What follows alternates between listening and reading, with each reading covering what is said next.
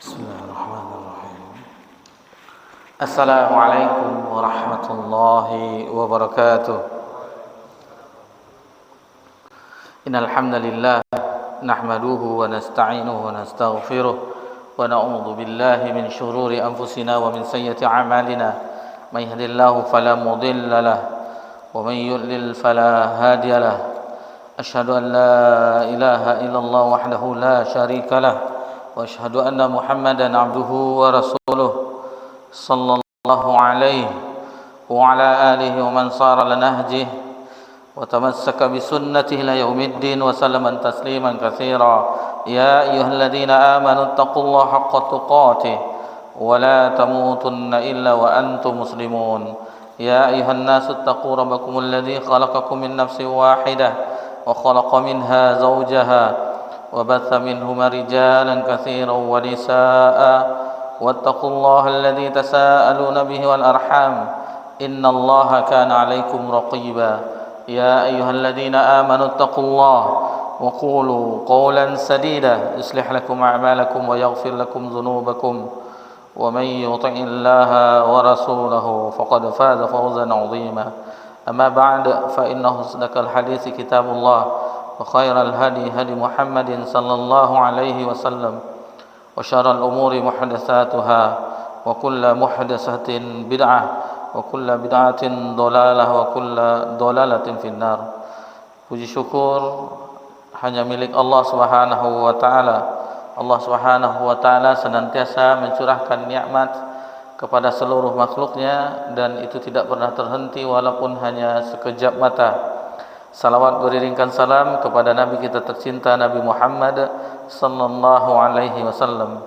Alhamdulillah di malam ini kita diperjumpakan kembali di tempat yang mulia ini. Alhamdulillah kita memasuki tahun yang baru ya, karena sudah 1 tahun kita tidak bersua, sehingga saking lamanya banyak yang lupa bahwasanya kita ada kajian di sini. Banyak yang dah hadir. Mungkin suasana liburan, karena liburan mungkin ada yang umrah, mungkin ada yang keluar kota atau menikmati waktu bersama keluarga. Silahkan apa-apa, itu bermanfaat juga, asalkan tidak mempersiapkan untuk hal-hal yang lain yang sia-sia. Itu yang kita khawatirkan. Karena waktu kalau tidak kita pergunakan untuk kebaikan akan diisi dengan keburukan. Itu maka usahakan, misalnya ada kita waktu luang, usahakan untuk kebaikan, baca Quran, berzikir. Kalau tidak kita gunakan maka akan dialihkan ke yang tidak bermanfaat atau maksiat, waliyadzubillah. Maka perhatikanlah kondisi waktu kita.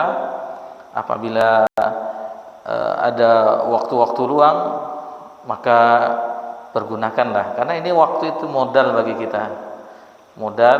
bagi kita, ibarat seorang yang bisnis atau berdagang. Kalau tidak piawai menggunakan modalnya maka akan mengalami kerugian atau bangkrut. Tetapi bagi yang bisa mengolah modalnya, insya Allah akan mendapatkan keuntungan. Begitu juga kita sebagai pedagang, modal utama kita adalah waktu, maka manfaatkan waktu tersebut. Gunakan sebaik-baiknya agar kita mendapat keberuntungan. Keberuntungan, yakni tentu keberuntungan kalau kita berbicara ilmu agama, keberuntungan yang hakiki, keberuntungan di akhirat. Karena kalau kita perhatikan ibadah-ibadah tersebut hanya sedikit sekali untuk keuntungan duniawinya. Contoh ibadah solat yang kita, alhamdulillah maghrib yang kita telah Allah mudahkan kita solat berjamaah, apa keuntungan duniawinya? Kan tidak ada. Coba gunakan akal kita, apa? Sujud, ruku. Tetapi ini keuntungan ukhrawi. Berjamaah lagi. Kata Nabi SAW, salatu jamaah afdalu min salatil fardhi bi 27 darajah. Atau kama qala Rasulullah SAW. Salat berjamaah itu lebih utama, lebih afdal daripada salat sendirian 27 derajat. Nah, kita kan tahunya 27 derajat, 27 pahala, 27 Coba kita konversi ke hitungan duniawi, 27 miliar. Ini penuh masjid ini. Kalau yakin kaum muslimin dengan keuntungan tersebut tidak muat masjid ini. Jangankan miliar untuk yang per bulan yang alhamdulillah diberikan pemerintah BLT ya. Berapa? 500.000. 600 lebih kurang ya. Itu lihatlah bagaimana kondisi yang menyalurkan, biasanya kantor pos itu penuh ya. Ini 27 miliar. Nggak dapat tempat kita. Mungkin kita sholatnya di luar, berebutan orang. Tapi begitulah manusia, banyak yang tertipu. Kita banyak yang lalai, dan sebagaimana yang telah kita pelajari di pertemuan kita sebelumnya di tahun yang lalu, karena terakhir kita di bulan Zulhijjah 1447 Hijriah. Sekarang sudah 1448 Hijriah, tanggal 22 Al-Muharram, tanggal 6 Juli 2026 Masehi. Jadi kalau kita perhatikan bagaimana pelajaran kita tentang kandungan dari surah Al-Asr, agar kita tidak merugi, apa yang harus kita tempuh? Yang awal-awal disebutkan oleh penulis rahimahullah ta'ala. Apa yang awalnya? Itu dengan menuntut ilmu, belajar. Orang yang belajar agama, kemudian diamalkannya, kemudian didakwahkannya, kemudian dengan kesabaran. Semuanya dengan kesabaran. Belajar dengan kesabaran, mengamalkan dengan kesabaran, berdakwah dengan kesabaran. Semuanya kesabaran. Jadi itulah yang tidak mengalami kerugian, dan itulah orang-orang yang akan mendapatkan kejayaan, orang-orang yang akan mendapatkan keberuntungan, kemenangan di akhirat kelak. Karena dunia itu menipu. Orang banyak berlomba-lomba.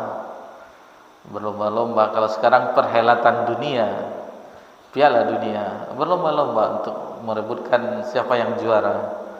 Sampai-sampai orang yang bermain pasangan judi pula. Nih skor 3-2, opor saya sekian. La halallah satu. Orang yang main dia yang berjudi. La halallah satu. Ini sangat jauhnya kita dari nilai-nilai Islam, nilai-nilai agama kita.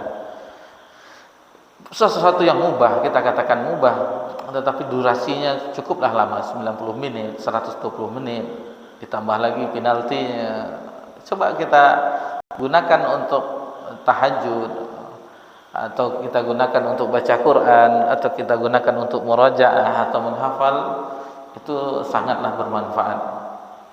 Sebagaimana kita sebutkan, waktu itu adalah modal kita, maka pergunakanlah semaksimal mungkin. Orang yang sudah tidak ada lagi kesempatannya hidup di dunia, ingin kembali lagi, farji'na na'mal salihah, kembalikan kami agar kami beramal saleh. Dan alhamdulillah, apa yang diinginkan oleh orang dalam kubur itu ada sama kita sekarang.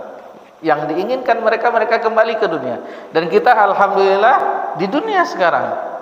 Maka keinginan orang yang sudah meninggal, yang kita mengetahui keinginan mereka yang disebutkan dalam firman Allah Subhanahu wa taala, maka kita gunakan demikian. Kita gunakan untuk beramal saleh. Kita gunakan. Dan ini sekedar muqaddimah ya, untuk pembukaan kita, untuk memotivasi kita untuk senantiasa belajar, mempelajari agama Allah Subhanahu wa taala. Kalau diturutkan malas, semuanya orang malas.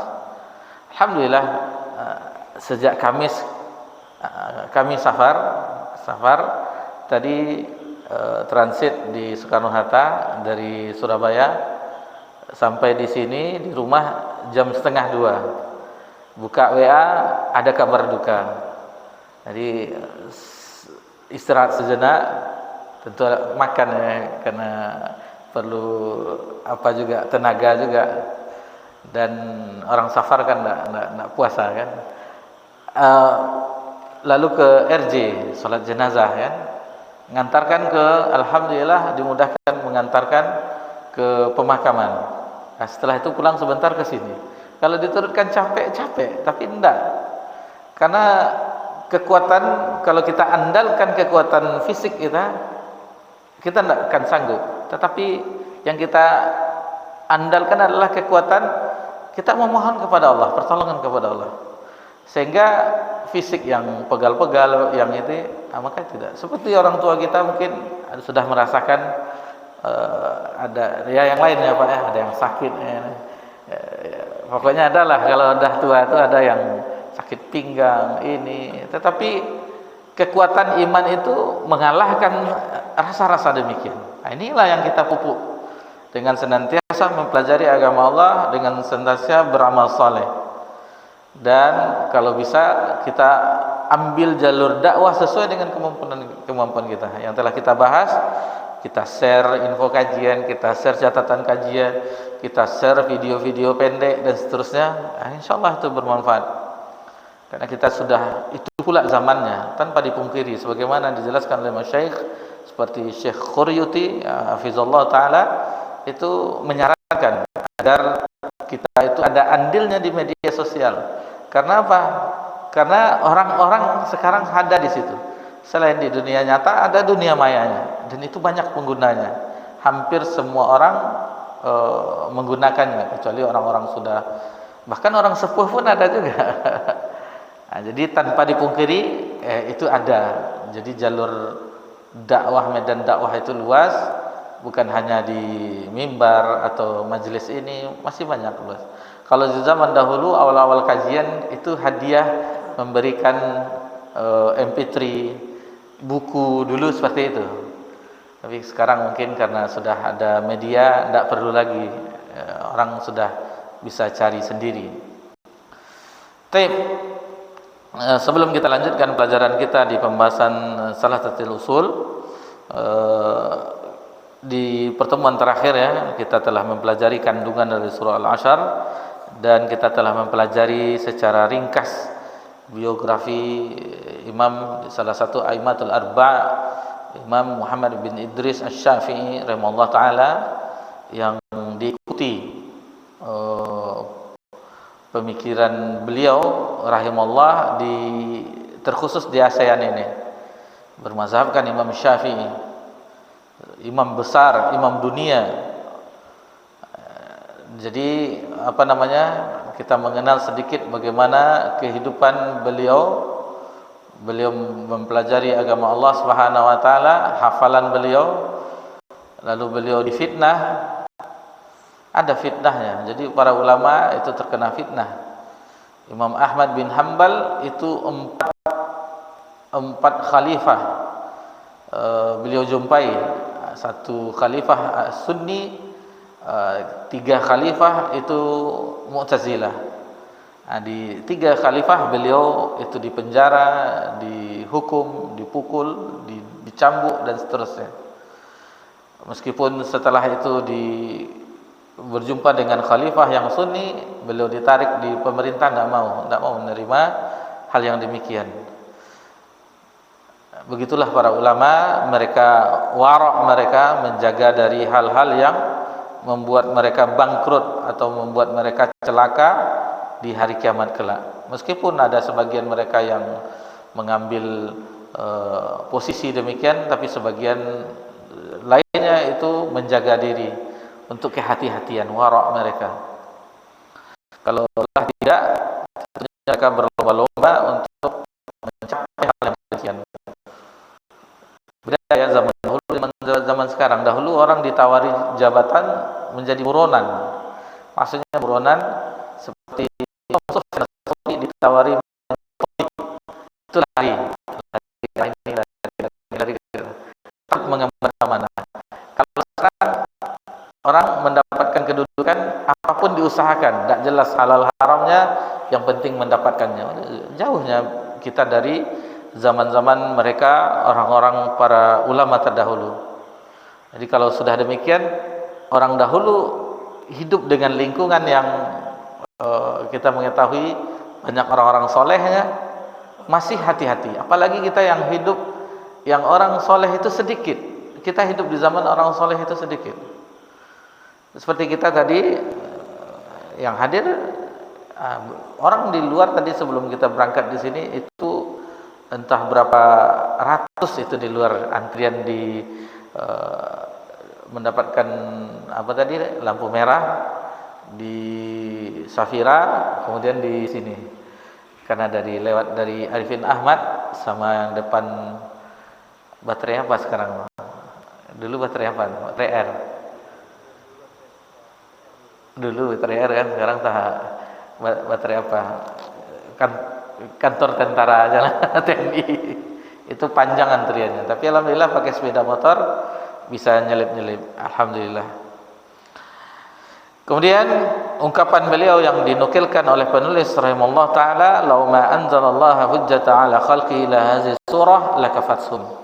Ini yang terakhir ya, seandainya Allah azza wajal menurunkan hujjah atas makhluknya kecuali surat ini saja, maksudnya surat Al-Asr, lakafathum, maka itu mencukupinya. Taib, itu terhenti kita sampai di situ. Insyaallah kita lanjutkan. Setelah itu mu'allif rahimahullah taala menukilkan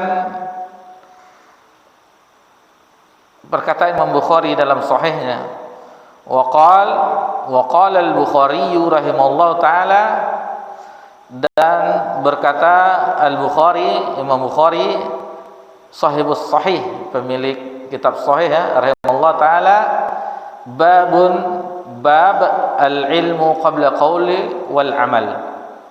Bab berilmu dahulu sebelum berkata-kata dan beramal. Ini judul bab di dalam sahih di Imam Bukhari rahimahullah taala. Kalau kita buka kitab Sahih Bukhari, maka kita jumpai kitab yang pertama itu adalah kitab Badiul Wahyi, asal muasal permulaan turunnya wahyu. Kemudian di kitab yang kedua Kitabul Iman. Kemudian yang ketiga baru Kitabul Ilmi. Di Kitabul Ilmi kita lihat bab-babnya, di bab yang ke-10 maka akan kita jumpai ini. Babun al-ilmu qabla al-qawli wal amal. Bab yaitu berilmu dahulu sebelum berkata, sebelum berucap dan beramal. Ini harus belajar dahulu kita. Karena tidak sembarangan kita dengan agama Allah Subhanahu wa taala. Harus kita pelajari dahulu. Harus kita ketahui dahulu baru kita sampaikan dan kita amalkan terutama. Yang paling utama itu sebagaimana kita sebutkan, buahnya dari ilmu yang hakikinya itu adalah mengamalkannya. Itu yang terpenting. Adapun mendakwahkannya tidak semuanya kita wajib, itu fardu kifayah. Adapun amal soleh itu bersifat individu, wajib, apalagi amalan yang wajib, yang mahdoh, itu wajib bagi setiap muslim dan muslimah. Lalu beliau membawakan dalil dalam firman Allah Subhanahu wa taala dalam surah Muhammad ayat 19, wad dalilu qauluhu ta'ala, dan dalilnya adalah firman Allah Subhanahu wa taala, fa'lam, maka ketahuilah, pelajarilah, annahu la ilaha illallah wastaghfir li dzambik. Jadi sesungguhnya tidak ada ilah yang berhak atau ilah yang hak atau yang benar untuk diibadahi kecuali Allah, wastaghfir li dzambik. Mengenai la ilaha illallah insyaallah akan kita perluas pembahasannya di syahadat la ilaha illallah insyaallah. Adapun di sini yang pertama kali yang dipelajari adalah la ilaha illallah. Untuk mempelajari, mengetahui la ilaha illallah, maknanya, kemudian rukunnya, syarat-syaratnya. Karena dari definisi banyak orang hanya mengetahui tidak ada Tuhan selain Allah. Itu hanya yang diyakini, ternyata tidak. Ternyata sesembahan itu banyak. Yang disembah oleh manusia itu banyak. Fa'lam annahu la ilaha illallah la ma'budu bihaqqin illallah. Tidak ada sesembahan yang baik dan benar kecuali Allah. Jadi sesembahan selain Allah itu ada, tetapi yang baik dan benar adalah Allah Subhanahu wa taala. Ini insyaallah nanti akan kita bahas tentunya rukunnya, syaratnya, maknanya insyaallah di syahadat la ilaha illallah. Itu bagian yang usul yang pertama. usul ma'rifatullah, mengenal Allah Subhanahu wa taala. Tentu supaya adil ya, di pertemuan kita sebelumnya kita membahas tentang biografi Imam Asy-Syafi'i. Tentunya karena muallif mencantumkan perkataan Imam Bukhari dalam sahihnya, kita mengulang kembali meskipun mungkin di antara kita sudah mengenal Imam Bukhari, sudah membaca riwayatnya secara dari beliau lahir sampai wafatnya, tetapi di sini kita sarikan dari Hadis Sari. Hadis Sari itu adalah muqaddimah dari Fathul Bari. Jadi Fathul Bari Sahih Bukhari disyarah oleh Ibnu Hajar Al-Asqalani. Nama kitabnya Fathul Bari.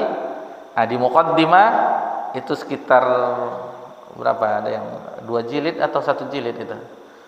Ada yang ada Fathul Bari di rumahnya. Lebih kurang 1 jilid atau 2 jilid ya, itu Hadis Sari namanya. Jadi muqaddimah dari Fathul Bari itu 2 jilid lebih kurang. Ini beda cetakan, beda berapa jilidnya. Jadi Imam Ibnu Hajar Al-Asqalani rahimahullah taala, Hafiz Ibnu Hajar itu membawakan tentang bagaimana Sahih Bukhari tersebut, sampai beliau menukilkan biografi Imam Bukhari yang kitab sahihnya disyarah oleh beliau, dan ini adalah syarah yang terbaik, syarah yang terbaik. Kata Imam Sakhawi, rahimahullah taala, umat ini, maksudnya umat Islam itu berhutang budi dengan Imam Bukhari, dengan sahihnya, karena tidak ada kitab yang paling sahih setelah Al-Quranul Karim di permukaan bumi ini melainkan Sahih Bukhari. Meskipun khilaf ulama, ada mengatakan Sahih Muslim, tetapi pendapat yang kuat adalah Sahih Bukhari. Imam Sarkawi rahimahullah taala. Kemudian beliau juga mengatakan, dan utang umat ini telah lunas, dibayar oleh Al-Hafiz Ibnu Hajar Al-Asqalani di syarahnya jadi Fathul Bari. Jadi dilunasi oleh Ibnu Hajar Al-Asqalani. Imam Asy-Syaukani rahimahullah taala, penulis Nailul Awtar sekitar di abad 11 atau 10 Hijriah, itu murid-murid beliau meminta agar mensyarah Sahih Bukhari. Lalu beliau menjawab dengan hadis Nabi SAW, la hijrah ba'dal fath. Tidak ada hijrah setelah fath. Maksudnya Nabi mengucapkan itu ketika Fathu Mekah, tidak ada hijrah lagi setelah Fathu Mekah. Dan beliau menggunakan hadis itu, maksudnya tidak ada yang lebih menandingi Fathul Bari ini. Itu luar biasa. Jadi bagi orang yang seperti kita, jangankan kita, ustadz-ustadz kita yang belajar yang mereka fasih bahasa Arabnya, kemudian belajar S1, S2, S3 di kota Nabi, membaca Fathul Bari terkadang ada bingungnya juga, karena luasnya pembahasan di Fathul Bari.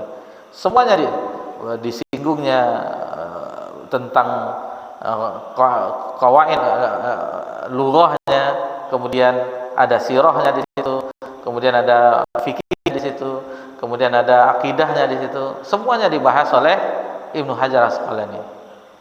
Meskipun ini sedikit ya, ada sedikit ketergelinciran Imam Ibnu Hajar, sedikit ketergelinciran, sebagaimana Imam Nawawi tergelincir sedikit di masalah asma wa sifat. Tergelincir sedikit tentang menakwil sifat Allah Subhanahu wa taala. Cuman dengan samudra kebaikannya itu tertutupi hanya sedikit kesalahan. Jadi jangan sampai kita menjadi mutasyaddid yang keras. Sudah tidak usah dipakai syarah Sahih Muslim Imam Nawawi dan syarah Sahih Bukhari Fathul Bari. Tidak boleh. Dan alhamdulillah itu sudah dikomentari oleh Syekh bin Baz, di mana kekeliruan tersebut beliau ada komentarnya, diluruskan oleh Syekh bin Baz.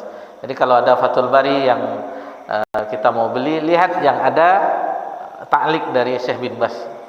Ada sekarang. Jadi ada sebagian yang Al-Hafiz Ibnu Hajar Al-Asqalani rahimahullah yang tergelincir sedikit, diluruskan oleh Syekh bin Baz. Jadi jangan ada sedikit kesalahan ulama kita lalu tidak dipakai sama sekali, tidak boleh. Seperti di masalah akidah, di akidah tahawiyah itu ada sedikit istilahnya kesalahan di masalah akidah, yakni namanya murji'atul fuqaha. Murji'atul fuqaha karena Imam At-Tahawi itu terpengaruh dengan Imam Abu Hanifah. Jadi mazhabnya Hanafi. Imam Abu Hanifah itu ada sebagian perkataan beliau di sebagian kitab mengatakan amal itu tidak termasuk bagian daripada iman. Cuman ada tulisan yang lain yang beliau mengatakan bahwa amal itu termasuk bagian iman. Nah, jadi ada sedikit kesalahan itu yang diistilahkan di dalam pembahasan ulama murji'atul fuqaha. Dan tidak ada satupun yang berani orang mengeluarkan Imam Abu Hanifah dari ahlu sunnah. Tidak ada yang berani. Karena ketergelintiran itu. Ini harus demikian kita. Ada misalnya, apalagi ustadz-ustadz zaman sekarang seperti kami yang sering salah kan. Wah, ustadz acok salah. Maksudnya kalau salah dari awal sampai akhir ya tidak usah dipakai. Ini misalnya ada ketergelinciran, itu wajar manusiawi. Ada khilafnya. Ada yang maksum ya. Itu wajar. Harus dikasih tahu, Ustaz tadi menyampaikan begini sepertinya ada kesalahan. Itu lebih bagus. Nah, jadi ini harus wawasan kita harus luas juga terhadap sesuatu ya permasalahan dalam agama. Apalagi masalah fikih. Masalah fikih itu masalah yang luas. Tidak boleh disempit-sempitkan dada kita, tidak boleh. Karena kalau sudah belajar fikih, kalau tidak mencium perbedaan pendapat, itu belum fuqaha. Jadi kalau kita belajar fikih, ada pendapat imam ini, pendapat imam ini. Namun yang rajih seperti ini. Dan inilah yang telah diajarkan oleh Imam An-Nawawi ketika menukilkan pendapat Imam Syafi'i. Beliau Syafi'iyah. Imam Syafi'i keliru dalam hal ini, kata beliau. Ada hadis yang sahih begini-begini. Dan itu diikuti oleh imam-imam dan ulama-ulama sekarang. Syekh Muhammad bin Shalih Al-Utsaimin rahimahullah taala itu beliau bermazhabkan Hambali. Kita mengetahui Saudi itu Hambali. Tetapi beliau tidak fanatik. Seandainya ada pendapat itu bertentangan dengan hadis Nabi, beliau menyarankan untuk ke hadis Nabi sallallahu alaihi wasallam. Begitu juga sebagian dari murid-muridnya Syekh Al-Albani rahimahullah taala, dan sekarang alhamdulillah ada mengisi daurah di Semarang, ada kemudian di Solo yang diadakan oleh, kalau di Semarang itu Al-Irsyad Tengaran, kalau di Solo Mahat Imam Bukhari. Jadi ada sebagian murid seperti siapa yang datang barusan, Dr. Musa Al-Nasr ya, sama Ziyad Akram, tahu? Iya, ada dua orang. Nah, itu beliau sering menukilkan dalam masalah fikih Syafi'iyah, tapi beliau sering menjelaskan tentang agar mengikuti hadis Nabi SAW. Demikian seharusnya kita menggiring orang, kita kenalkan orang dengan hadis Nabi SAW. Kenapa anda begini? Kita sebutkan. Kenapa ini misalnya ada siwak misalnya, ini contohnya kan, karena ada siwak misalnya, ada siwak, bismillah. Lalu sebelum sholat bersiwak. Kenapa anda demikian? Katakan, lau asyaqqa ala ummati amartukum bisiwak inda kulli shalah. Kalau Rasulullah SAW, seandainya tidak memberatkan bagi umatku, maka aku perintahkan mereka untuk bersiwak setiap kali sholat. Tetapi hukumnya itu tidak wajib. Jadi ada perintah itu. Jadi kalau kita semuanya ada usul fikih namanya, mungkin sudah disinggung-singgung. Jadi al-aslu fil amr wajib. Asal dari perintah itu wajib. Cuman lihat, ini perintahnya ada kalimat lau asyaq, kalau tidak memberatkan. Jadi berarti kalau tidak memberatkan, berarti ada kalimat-kalimat sebelum atau sesudahnya atau ada hadis yang lain menjadikannya tidak wajib, hukumnya sunnat misalnya. Ini kalau wajib tentunya kita bawa siwak atau bawa odol terus kan. Nah, ini demi hal-hal yang demikian. Jadi harus tahu tentang yang harian-harian. Kenapa kita mengangkat pakaian kita dari mata kaki atau sejajar dengan mata kaki, harus tahu kita. Nah, ini ada hadisnya, hadis-hadis yang kita amalkan sehari-hari. Nah, kenapa jenggotnya ini tapi kumisnya tidak ada nampak atau tipis saja.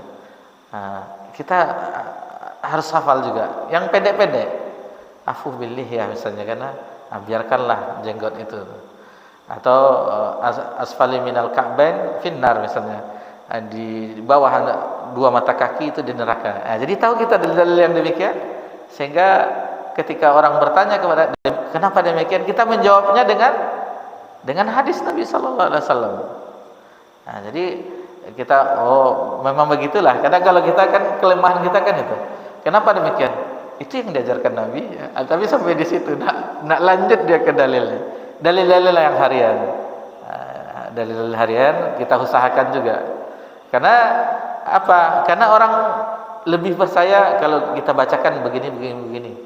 Oh iya, lebih percaya daripada ada hadisnya. Nah, tapi ada hadisnya jangan disebutkan. Tapi disebutkan hadisnya. Oh iya ya. Nah, lebih apa namanya? Lebih mengenal lah gitu. Taib. Kembali kita ke Imam Bukhari rahimahullah taala. Jadi Imam Bukhari ini sudah belakangan ya, sesudah Imam A'immatul Arba, sesudah imam yang 4.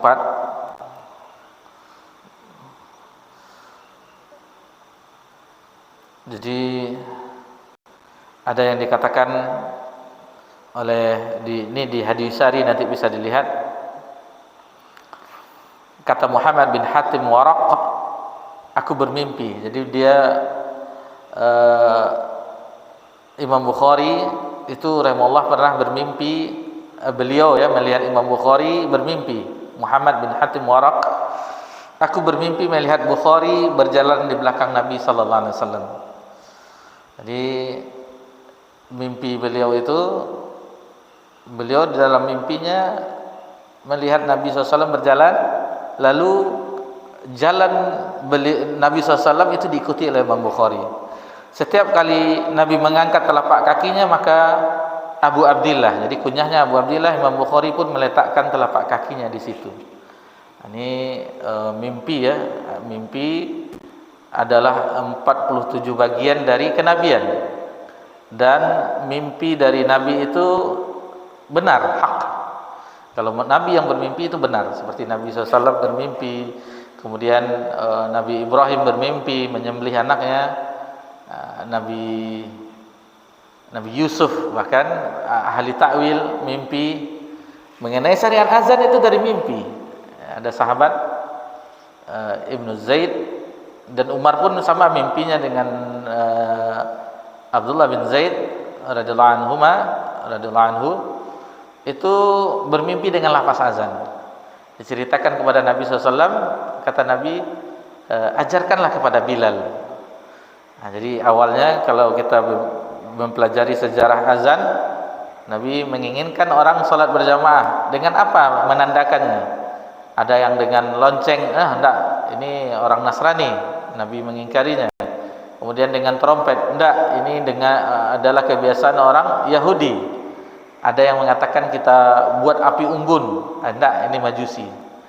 Lalu diceritakanlah mimpi ini. Dan Umar pun mengatakan, mimpi saya juga demikian. Ini masalah mimpi ya. Adapun tentang adab mimpi, kalau itu mimpi buruk jangan diceritakan. Dan misalnya kita mimpi buruk, bangun di tengah malam, maka meludahlah ke arah kiri sambil berta'awuz, auzubillahi minasyaitonir rajim. Nah, itu. Lalu dirubah posisi tidur. Ini sedikit masalah mimpi ya. Karena ada yang mengatakan mimpi itu adalah hanya sekedar bunga tidur. Dan takwil-takwil mimpi hati-hati juga, karena ada yang dusta juga.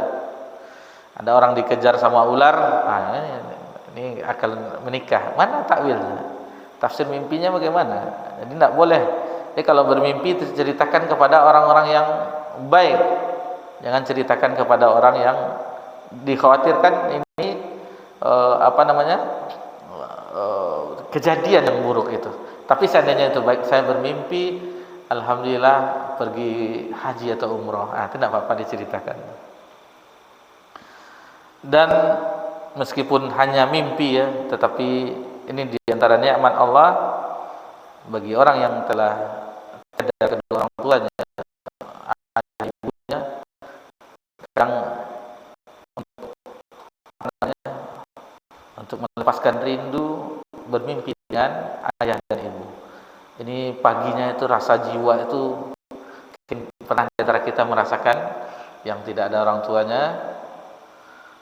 Berjumpa dengan kedua orang tua atau salah satunya di dalam mimpi, pagi itu kita berbahagia rasanya. Karena rindu yang tidak akan berjumpa lagi di dunia, rupanya berjumpa di alam mimpi. Taib. Jadi beliau rahimahullah taala Imam Bukhari, jadi tidak semuanya ya. Nama beliau Muhammad ibn Ismail bin Ibrahim al-Mughirah bin Bardizah al-Jufi.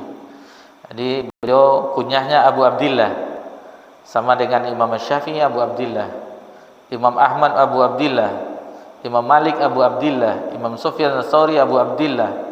Jadi karena anak-anak beliau itu beliau namakan dengan Abdullah rata-ratanya.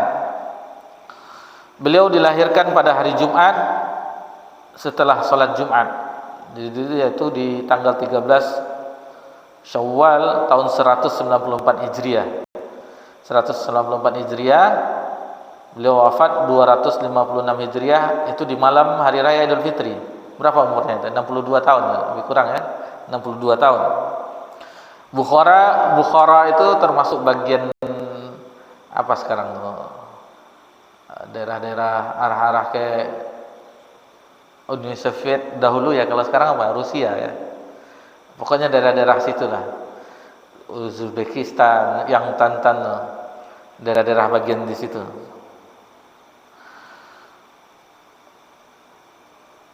Jadi beliau waktu kecil buta. Kemudian beliau ibunya bermimpi. Ini Imam Bukhari, ibunya bermimpi melihat Nabi Ibrahim alaihissalam. Lalu apa kata Nabi Ibrahim kepada ibu tersebut? Ibunya Imam Bukhari, wahai ibu, sesungguhnya Allah telah memulihkan penglihatan putramu karena banyaknya doa yang kamu panjatkan kepadanya. Lalu di pagi harinya dilihatnya Imam Bukhari itu sembuh dari kebutaan. Ini mustajabnya doa seorang ibu. Bagi kita yang telah berkeluarga, senantiasa katakan kepada istri kita, doakan kebaikan kepada anak, ini begini. Tetapi rata-rata ibundanya para ulama itu single parent zaman sekarang, anak yatim mereka rata-rata ya. Imam Syafi'i, Imam ini rata-rata mereka, Imam Ahmad itu ayah mereka meninggal di masa kecil. Jadi tetapi seorang ibu yang janda dengan anak yatimnya berusaha untuk mendidik anak-anak mereka. Seperti Imam Ahmad bin Hanbal itu masa kecil, di hari yang dingin kata Imam Ahmad bin Hanbal, ibunya itu menemaninya berdoa di subuh dengan memakaikannya pakaian ulama. Ulama bagaimana pakaian ulama zaman itu dipakaikannya anaknya. Seperti kita zaman sekarang, kita belikan jubah yang ukuran kecil ke anak, kita pakaikan. Ini supaya mereka jadi seorang penuntut ilmu atau generasi Rabbani, generasi Qur'ani yang kita harapkan. Tapi kita dengarkan kumandang azan, sudah terdengar ya. Setelah itu baru kita lanjutkan tentang Imam Bukhari secara ringkas. Fadhal.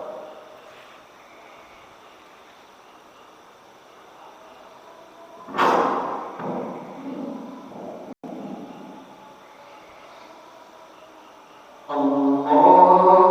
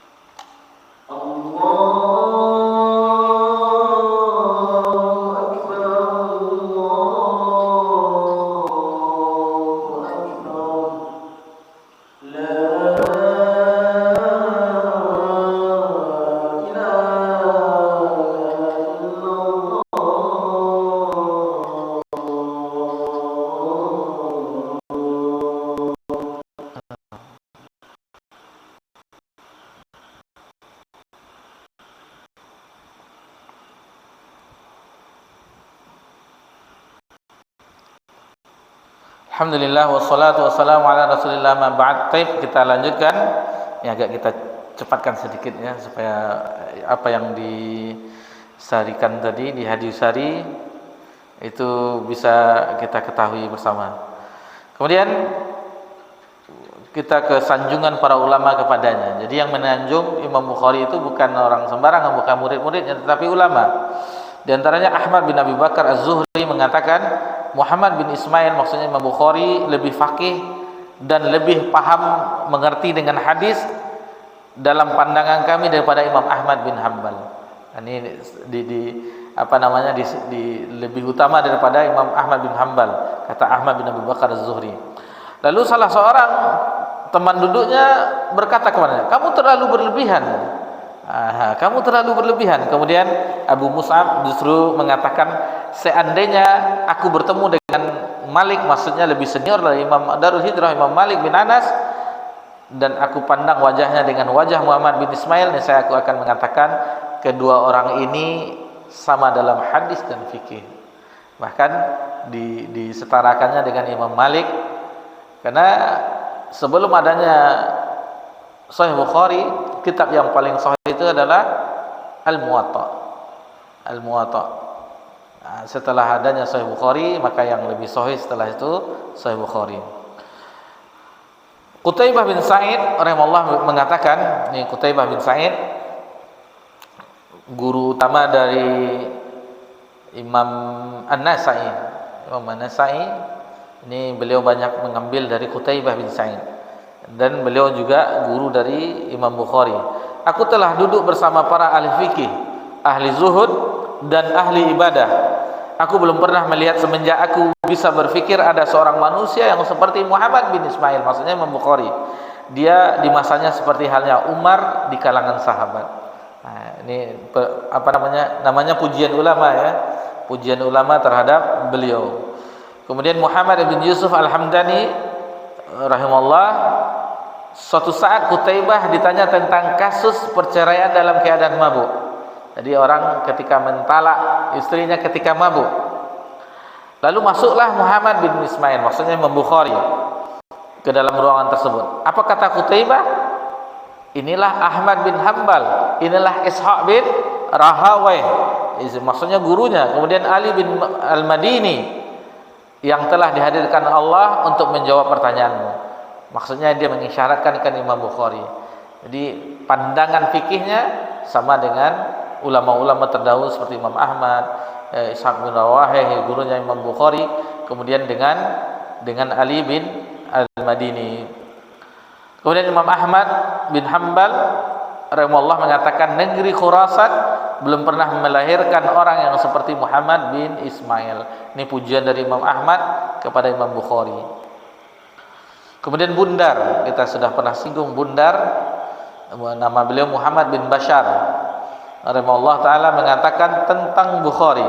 Maksudnya Imam Bukhari, dia adalah makhluk Allah yang paling faqih di zaman kami. Kemudian Hashid bin Ismail menceritakan, ketika aku berada di Basrah, aku mendengar kedatangan Muhammad bin Ismail. Ketika dia datang, Muhammad bin Bashar pun mengatakan, hari ini telah datang seorang pemimpin para fuqaha. Padahal itu gurunya. Kemudian Imam Muslim, ini muridnya, murid dari Imam Bukhari, salah seorang muridnya. Jadi Muslim bin Hajjaj yang kita ketahui yang menyusun Sahih Muslim. Aku bersaksi bahwa di dunia ini tidak ada yang seperti dirimu, maksudnya Imam Bukhari. Lalu bagaimana kekuatan hafalannya? Kekuatan hafalannya luar biasa ya. Sama dengan ulama-ulama terdahulu. Ini kita akan ketahui bagaimana hafalan beliau. Jadi kata orang yang menceritakan Muhammad bin Abi Hatim Al-Waraq, bahwasanya Imam Bukhari menceritakan, jadi ini Imam Bukhari sendiri yang menceritakan, aku mendapatkan ilham untuk menghafal hadis ketika aku masih berada di sekolah baca tulis. Nah, jadi masih namanya sekolah madrasah Al-Kutab namanya dahulu. Jadi itu sudah menghafal hadis. Aku bertanya kepadanya, berapakah umurmu ketika itu? Jadi ditanyakan umur Imam Bukhari. Lalu Imam Bukhari menjawab 10 tahun atau kurang dari itu. Sudah menghafal 10 tahun. Nah, berarti umur berapa? Mungkin usia 7 tahun sudah hafal Al-Quran, kemudian menghafal hadis-hadis Nabi sebelum usia 10 tahun. Kita 10 tahun dahulu ya, masih main layangan. Belum mengenal Al-Quran. Tahunya dulu, kalau dahulu metode Baghdadiyah. Mungkin orang tua kita tahu Baghdadiyah. Tahun 90 ke atas baru metode Iqra. Kalau Baghdadiyah itu yang dilagukan. Badu dia teh ban bin bun. Metode Baghdadiyah. Ka di atas, ka di atas, ka bawaki, ka depanku, kakiku. Dahulu seperti itu. Tahun 90-an baru keluar metode Iqra. Sekarang banyak lagi ya, Aisar dan yang lainnya. Kemudian beliau bolak-balik menghadiri majelis hadis Ad-Dakhili. Jadi itu dahulu ulama hadis Ad-Dakhili. Suatu tatkala membacakan hadis di hadapan orang-orang. Jadi Ad-Dakhili di majelis hadisnya, majelis tahdisnya membacakan hadis. Sufyan meriwayatkan dari Abu Zubair dari Ibrahim. Jadi bukan Abu Zubair ini maksudnya bukan sahabat Abu Zubair, bukan, tetapi Abu Zubair dari kalangan ulama hadis. Maka kata Imam Bukhari, sesungguhnya Abu Zubair tidak meriwayatkan dari Ibrahim. Diluruskannya, Abu Zubair tidak meriwayatkan dari Ibrahim. Jadi dihardiknya imam besar Ad-Dakhili. Sama dengan misalnya kita ini ada orang 10 tahun mengoreksi kan. Udah sekolah mana masih kayak gitu. Ini seperti itu Ad-Dakhili. Beliau menghardik Imam Bukhari, rujuklah kepada sumber. Lalu dikatakan oleh Imam Bukhari, rujuklah kepada sumber aslinya jika kamu punya. Kemudian dia masuk lalu melihat kitabnya sambil berkata, dilihatnya rupanya benar Imam Bukhari. Bagaimana kamu bisa mengetahuinya wahai anak muda? Lalu dijawab oleh Imam Bukhari, karena Az-Zubair itu nama aslinya Ibnu Adi, itu yang meriwayatkan hadis dari Ibrahim. Kemudian pun dia pun mengambil penanya dan membenarkan catatannya. Dibenarkannya catatannya, kamu benar, kata Ad-Dakhili. Ini ulama senior ketika itu, diluruskannya. Kata yang menceritakan Warak tadi, biasalah itu sifat manusia katanya, karena berapa umur engkau ketika itu wahai Muhammad bin Ismail, wahai Imam Bukhari? Lalu Imam Bukhari menjawab 11 tahun. 11 tahun sudah bisa meluruskan orang. Itu yang diluruskan bukan ini butuh apa namanya? Jangankan anak-anak zaman sekarang, kita saja masih bingung sampai tahu dia Ibnu Zubair ini tidak meriwayatkan dari ini tidak meriwayatkan dari ini. Itu butuh ketelitian. Kemudian ketika beliau bolak-balik menghadiri majelis ilmu bersama masyayikh di Basrah, ini di Basrah lagi ya. Waktu itu beliau masih kecil dan beliau tidak pernah mencatat. Ini jangan diambil hujah juga ya. Kenapa tidak mencatat? Imam Bukhari sekali dengar langsung hafal. Jadi apa yang ketika itu tidak mencatat sampai 6 hari. 6 hari beliau hadir tapi tidak pernah mencatat. Jadi setelah 6 hari sebagian temannya itu mencelanya. Kenapa engkau tidak mencatat? Bukankah kaidahnya seperti itu kan, atau kita mengetahui qaidul ilmi bi kitabah. Ikatlah ilmu itu dengan tulisan. Lalu setelah itu kata Imam Bukhari, kalian merasa memiliki lebih banyak hadis daripada aku. Cobalah kalian tunjukkan kepadaku hadis-hadis yang telah kalian tulis. Maka yang tadi mencela mengeluarkan catatan dan hadis tersebut, lalu ditanya, lalu ternyata Imam Bukhari itu menambahkan, ini masih kurang nih. Lalu beliau membacakan 15.000 hadis. Hafalan beliau selama 6 hari 15.000 hadis. Mesin fotokopi. Itu di luar kepala ya. Luar kepala Imam Bukhari dengan luar kepala kita berbeda. Kalau kita memang di luar kepala semua. Di luar kepala kita nah hafal. Imam Bukhari di luar kepala semuanya. Akhirnya mereka yang tadi mencela memperbaiki catatannya, ditambah pula apa yang dibacakan oleh Imam Bukhari. Kemudian Muhammad bin Al-Azhar As-Sijistani rahimahullah mengatakan, dahulu aku hadir dalam majelis Sulaiman bin Harb, sedangkan Bukhari juga ikut bersama kami. Dia hanya mendengarkan dan tidak mencatat. Ada orang bertanya kepada sebagian orang yang hadir ketika itu, mengapa dia tidak mencatat? Maka orang itu pun menjawab, dia akan kembali ke Bukhara dan menulisnya berdasarkan hafalannya. Jadi ini apa namanya? Ini dia dites lagi ya, dites di Baghdad, ketika di Baghdad. Jadi para ulama hadis mendengar kedatangan beliau dan mengetahui bagaimana tersohornya ya kabar bahwasanya seorang Muhammad bin Ismail kuat hafalannya. Maka mereka pun mempersiapkan 100 hadis yang telah dibolak-balikan sanadnya. Maksudnya hadasana Muhammad bin Bashar ini, tapi sanadnya berbeda, matanya berbeda. Kemudian hadasana Qutaibah bin Sa'id begini, hadasana ini pokoknya diacak-acak 100 hadis. 100 hadis diacak-acak, dibolak-balik. Jadi ditukar-tukar oleh orang yang berada di Baghdad, ulama-ulama di Baghdad untuk mengetesnya. Kemudian 100 hadis dibagi kepada 10 orang yang masing-masing bertugas menanyakan 10 hadis yang berbeda kepada Imam Bukhari. Setiap kali salah seorang itu membacakan 10, lalu dikatakan kepada Imam Bukhari, bagaimana tentang hadis ini? Apa kata Imam Bukhari? Aku tidak mengetahuinya. Demikian 10, ada orang yang kedua dibacakan 10 sudah 20, dibacakan orang ketiga sudah 30 sampai. Beliau menjawab demikian, aku tidak mengetahui hadis ini. Kemudian orang, apa hebatnya katanya, masa dia tidak mengetahui hadis ini. Cuma setelah itu kata Imam Bukhari, setelah semuanya selesai, kata kita Imam Bukhari meluruskan. Adapun hadis yang kamu bawakan bunyinya begini-begini. Ini sanadnya ini, ini matanya. Ini diluruskan oleh Imam Bukhari. Jadi semuanya diposisikan oleh Imam Bukhari. Ini matan yang ini, misalnya ada sanad fulan, ada sanad. Ini matanya.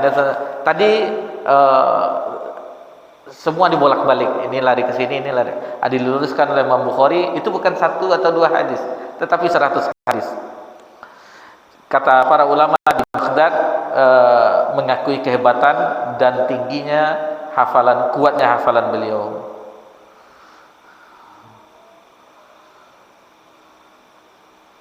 Kemudian Imam Bukhari pernah mengatakan, aku hafal 100.000 hadis sahih. Aku menyusun kitab Al-Jami', maksudnya Jami' Sahih, Sahih Bukhari, 600.000 hadis yang telah aku dapatkan dalam 16 tahun, dan aku akan menjadikannya sebagai hujah antara diriku dengan Allah. Kemudian Al-Hafiz Ibnu Hajar Asqalani, Fathul Bari yang mensyarahnya, apabila Imam Bukhari membaca Al-Quran, maka hati, pandangan dan pendengarannya sibuk menikmati bacaannya. Dia memikirkan perumpamaan-perumpamaan yang terdapat di dalamnya dan mengetahui hukum halal dan haramnya. Ini sedikit ya, namun demikian ada kisah yang pilu dengan Imam Bukhari. Akhirnya beliau difitnah, yang difitnah oleh gurunya sendiri. Yang awalnya gurunya menyebutkan belajarlah kepada Muhammad bin Ismail, tetapi akhirnya hasad ya. Ini hasad, akhirnya difitnah sampai ke kerajaan, dari Samarkand sampai ke daerah yang tempat beliau meninggal, di Khartang namanya.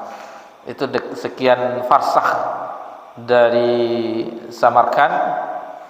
Tepat di malam Idul Fitri itu beliau, itu tidak ada yang menghadiri majelis beliau, hanya 1 orang yang hadir di majelis beliau. Sampai ribuan yang hadir di majelis beliau, ketika difitnah hanya 1 orang yang hadir, itu Imam Muslim ya, hanya 1 orang yang hadir. Dan beliau pun meninggal dalam kesendirian di malam Idul Fitri, itu di jalan, di pinggir jalan di Khartang tadi, dekat Samarkand. Tidak ada orang yang mengetahuinya ini, tetapi sampai akhir zaman itu kitabnya tetap dipelajari oleh penuntut ilmu, menjadi rujukan. Setelah beliau wafat, dinampakkanlah kebenaran itu. Yang menfitnahnya tidak tahu kita siapa yang namanya, kecuali kita ketahui, oh ternyata gurunya yang ini. Adapun tentang Imam Bukhari, alhamdulillah setiap orang yang belajar hadis ini diriwayatkan Imam Bukhari, hadis ini diriwayatkan Imam Bukhari, maksudnya hadis riwayat Bukhari. Bayangkan itu, makanya kata ulama, sepakat ulama, kitab yang paling sahih setelah Al-Quran di permukaan bumi adalah Sahih Al-Bukhari. Dan beliau mengatakan yang sebagaimana kita sebutkan tadi, babun al-ilmu qabla qaulil amal, itu di kitab al-ilmi, di bab yang ke-10 di dalam sahihnya. Adapun fa'lam annahu la ilaha illallah, kita rujuk ke tafsir Ibnu Katsir. Ini yang terakhir ya, surah Muhammad. Apa kata Hafiz Ibnu Katsir? Jadi ilmu itu jangan kata kita ya, kita rujuk ke pendapat ulama. Apa yang beliau, para mufassirin menjelaskan tentang firman Allah Subhanahu wa taala. Ayat 19.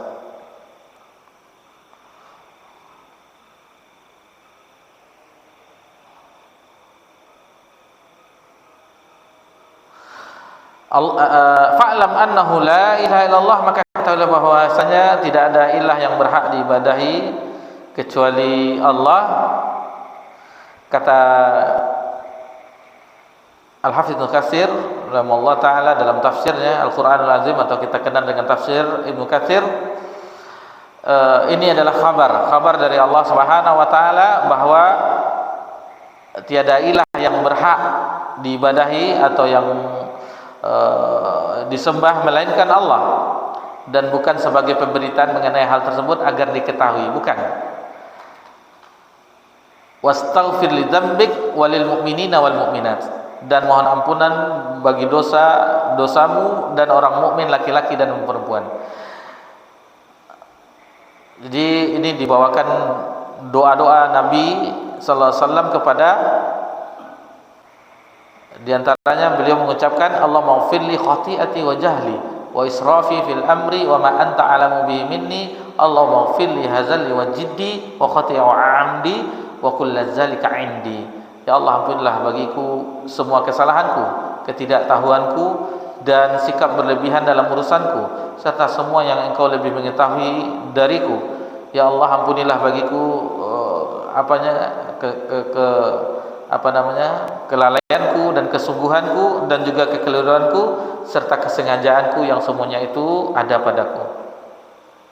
Nah, ini kita tahu nih ya, Allahumma ighfir lima qaddamtu wa ma akhartu wa ma asraftu wa ma a'lantu bi minni antal muqaddim wa antal muakhir la ilaha illa anta.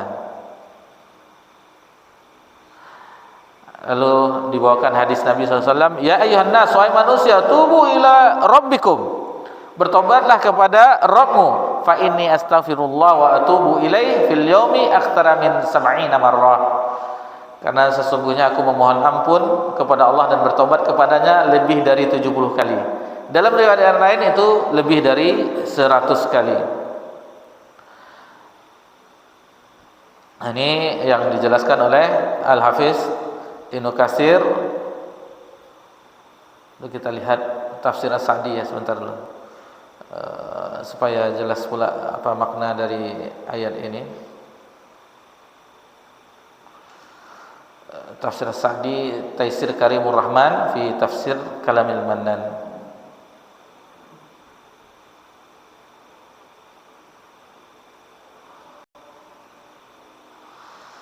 Kata Syekh Sa'di rahimahullah taala,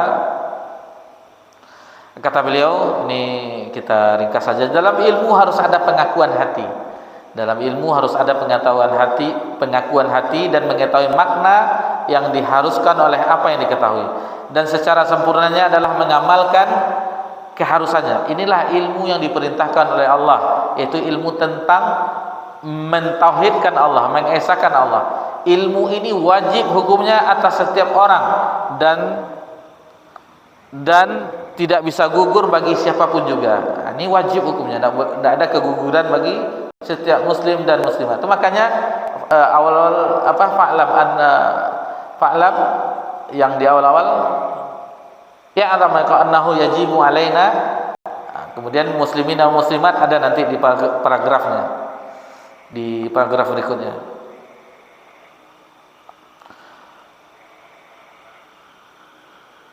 Ini banyak pembahasannya oleh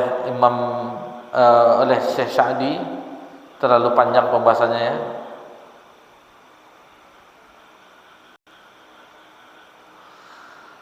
Beliau menukilkan ada 8 di dalam tafsir beliau, tafsir As-Sa'di, cara mengetahui tidak ada sesembahan kecuali Allah. Ini ada 8 tetapi pembahasannya cukup panjang. Intinya coba kita lihat awal. Yang paling penting adalah merenungkan nama-nama dan sifat-sifat perbuatan Allah, menunjukkan kesempurnaan keagungan Allah. Ini kita singkat saja awal-awalnya. Mengetahui bahwa hanya Allah sendiri yang menciptakan dan yang mengatur. Yang ketiga, mengetahui bahwa hanya Allah yang semata yang memberi nikmat, baik lahir maupun dan batin. Yang keempat, apapun yang kita lihat dan dengar tentang pahala bagi para wali Allah yang menegakkan tauhid, seperti pertolongan, nikmat yang disegerakan. Mengetahui sifat-sifat berhala dan sekutu yang disembah bersama Allah, yang dijadikan sesembahan. Ini panjang pembahasannya. Yang intinya, yang disembah itu tidak memiliki apa-apa, tidak bisa mengabulkan doa, permintaan.